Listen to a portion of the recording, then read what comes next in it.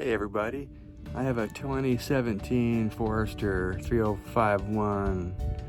Had a problem with the generator, wouldn't start.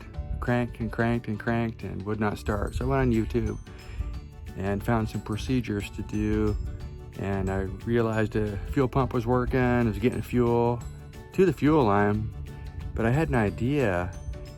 I hooked up my little compressor and blew out the inlet line on the fuel inlet on the carburetor. Wham, it worked. So I'm going to show you how I did that. So here we are with the Onan QG4000, and we're going to show you how I cleared up the carburetor. So you want to take the fuel line off.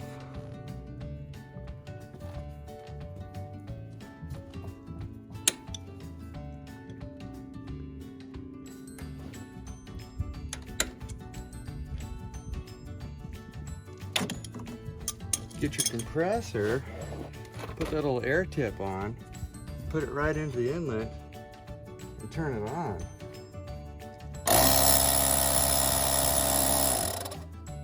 So then I hooked it all back up and fired right up.